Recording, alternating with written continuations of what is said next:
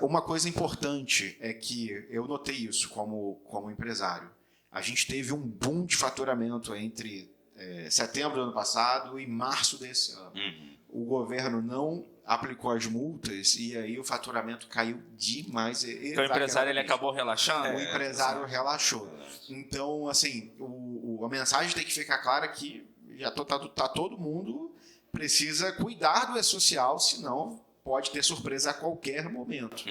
Tá? Você falou essa questão dos grupos. Esses grupos têm algum sentido dessa divisão? É por tamanho de empresa?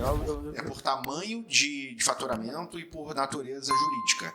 Então, o grupo 1, por exemplo, ele é de empresas que faturam acima de 70 e alguma coisa milhões. São empresas o grupo 1 foi o primeiro? O primeiro. Essa ordem, justamente pela ordem de... Exatamente. O grupo 1 foi o primeiro grupo, as maiores empresas que entendiam-se que tinham maior estrutura para aderir ao E-Social, elas foram as primeiras. E aí começou em 2018. Tá? O módulo de SST ele foi o último passo de cada grupo para ser implantado. Tá?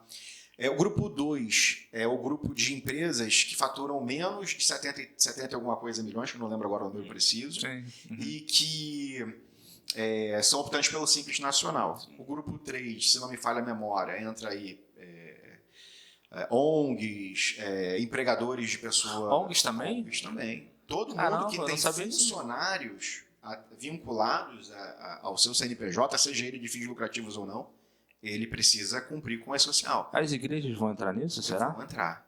Se tiver funcionário, tem que entrar. Tem que entrar. Será que seria isso uma perseguição? Tem que fazer um meme com essa... Tem que fazer. Não, eu vou falar pro editor, tem que fazer um meme com essa expressão. Mas tu acha que não tem nada a ver o que eu perguntei? Não. É uma obrigação acessória, pô. Uma obrigação acessória. Eu concordo com o doutor. Eu queria levantar a bandeira da perseguição. Não? Levantar a bandeira da igreja perseguida. Não, desculpa aí. Eu acredito que possa ser um instrumento, dependendo do momento político que se queiram usar. De controle sem dúvida. Não que hoje Tá. a ideia... Hoje você acredita que historicamente a coisa sempre vem suave, né?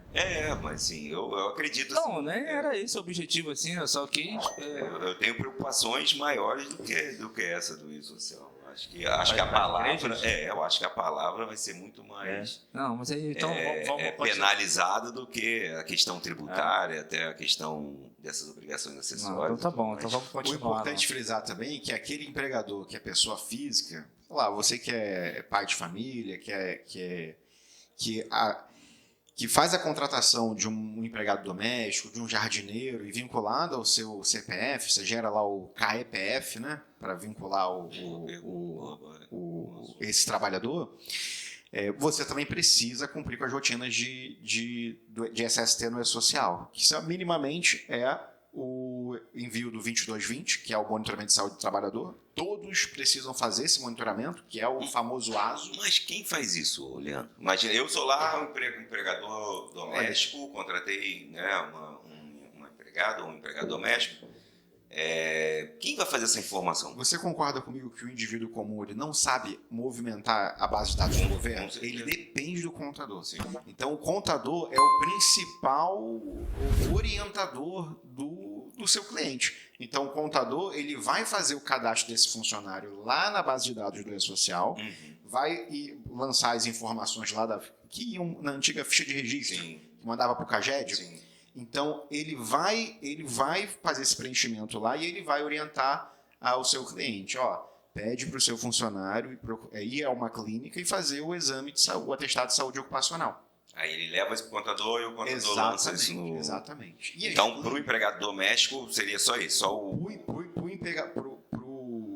Não tem nenhum programa específico? Não. Uma coisa importante, muita gente acredita na ideia que para atender o E-Social, você precisa de um software. Eu ia te perguntar isso. Eu estou mexendo no E-Social desde 2018 e eu só tive dor de cabeça com software. Então eu tenho um certo receio. Você mexe direto na plataforma? Eu prefiro. Eu tenho uma estrutura de pessoas que são especialistas na plataforma. A gente entra com certificado digital, com autorização.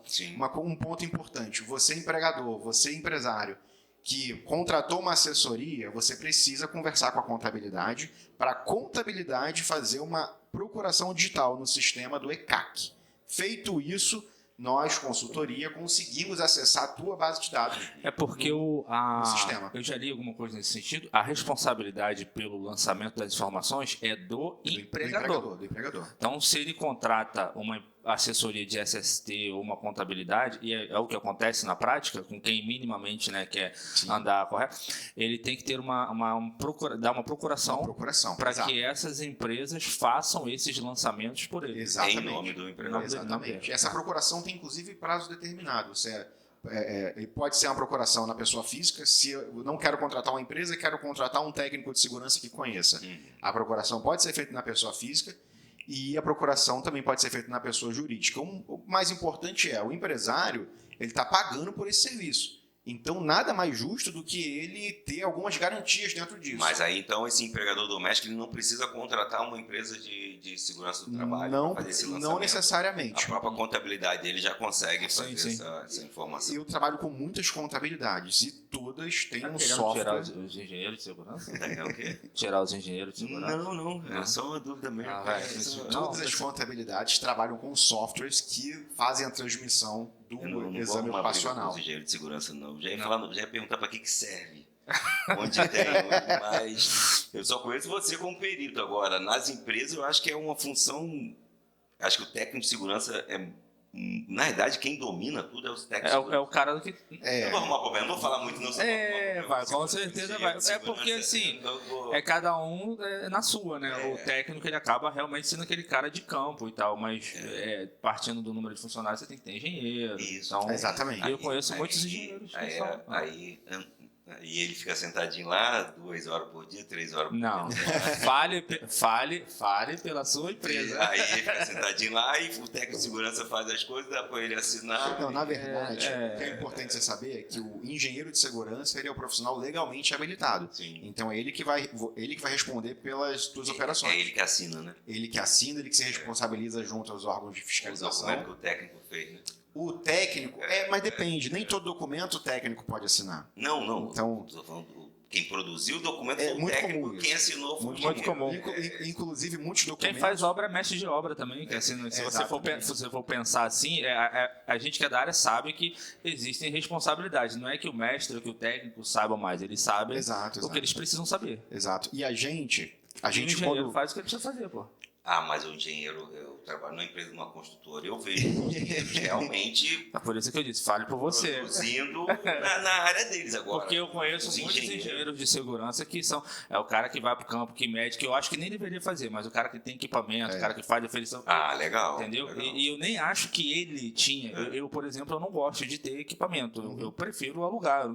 Eu acho que é mais uma coisa para eu fazer, para eu saber, eu não quero. Mas eu conheço engenheiros de segurança que eles se amarram, eles têm palpitações em ir pro campo, ficar no meio da poeira e medindo as coisas. Eu acho legal. Então essa galera não conhece. Tem sim. Tem de tudo quanto é jeito. A formação... Aí eu posso demitir o técnico? Não.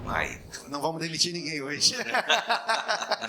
O importante saber é que o técnico ele tem um papel muito mais de fiscalização. Ele atua no dia a dia para evitar o acidente real na prática.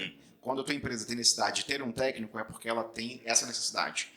Quando ela precisa de retaguarda jurídica e de responsabilização técnica, quando ela precisa de um laudo, ela vai depender de um engenheiro de segurança. Só um engenheiro é considerado um profissional legalmente habilitado para assinar, por exemplo, um LTCAT, que é um laudo que ele é muito exigido para o trabalhador dar entrada na sua aposentadoria especial, no seu pedido de aposentadoria.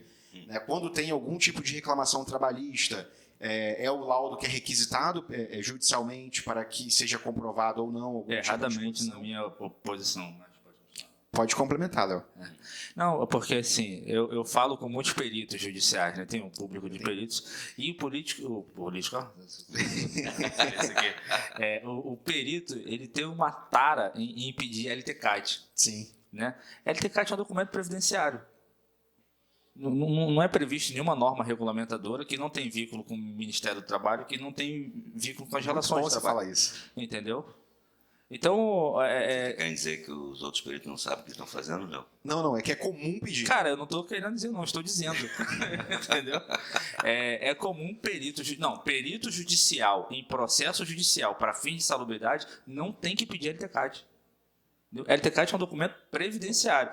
De forma bem resumida, o PGR, ou laudo de insalubridade, ele vai dizer o funcionário tem ou não o direito ao adicional de salubridade. Essa é a conclusão. Sim.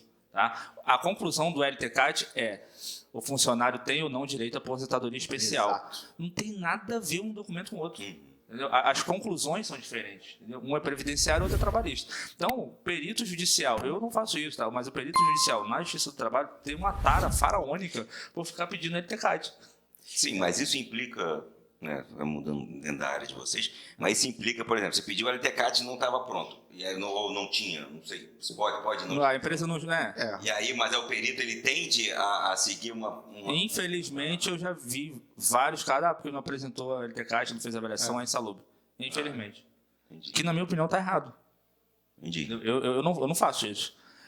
Você tem que ver PGR, laudos de insalubridade, e você fazer a avaliação. Lógico, se a empresa não faz a avaliação, aí tudo bem, ela pode ser penalizada por isso, não por causa do LTCAT. O LTCAT é previdenciário. Sim. Eu concordo plenamente com isso. Desde quando eu trabalhei como funcionário de grandes empresas, eu senti essa dificuldade de domínio dos peritos que iam visitar a instalação, iam pedir documento. Aí eu apresentava um monte de coisa, eles olhavam, nem sabiam muito o que pedir.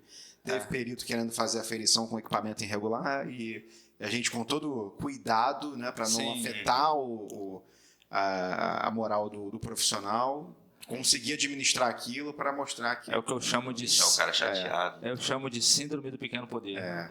E aí, nessa situação em específico, o fato da gente demonstrar os controles efetivos e as técnicas que a gente utilizou, que a gente dominava aquilo ali, ele saiu dali satisfeito. Bom, estou vendo que aqui tem gestão, eu vou só marcar aqui a minha visita.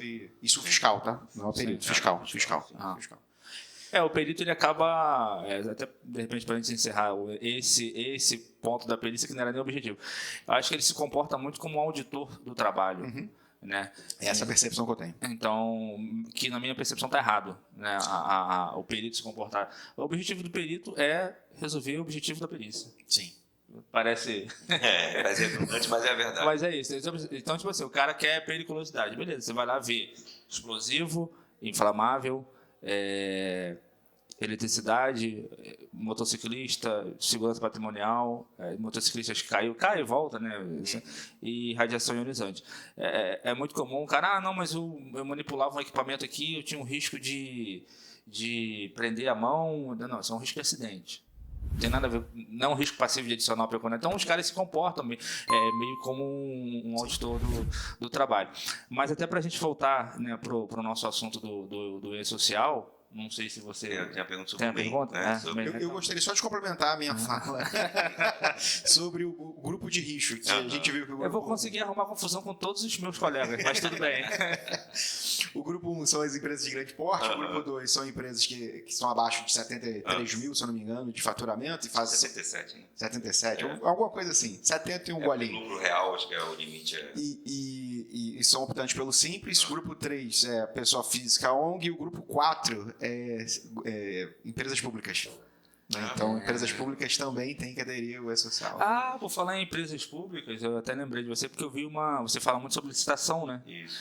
Eu vi uma licitação numa prefeitura para a contratação de programas de saúde e segurança. Tá muito legal.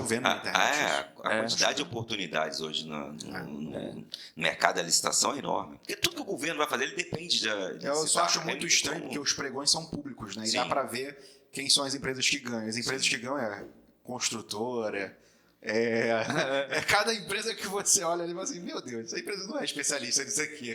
Mas é porque às vezes ela tem, igual ela seja uma construtora, ela tem lá no KINAI dela a possibilidade de consultoria e ela tem que comprovar, testar, e como você falou, é público, né? Então, cabe ao licitante ali, que na verdade se especializou, aprendeu, ele vai impugnar. Como é que uma construtora, como é que você vai ganhar essa licitação? Uma coisa importante para as assessorias que estão nos assistindo agora. Empresa de consultoria, assessoria, até as clínicas que fazem laudos, programas, serviços de SST, emitam a RT. Gerem reserva técnica, procurem o órgão, o CREA, né? Vamos falar pelo CREA, que é quem nos regulamenta, e gerem CAT. CAT, que é certidão de acervo técnico. Isso é fundamental para você participar de uma licitação pública. Perfeito.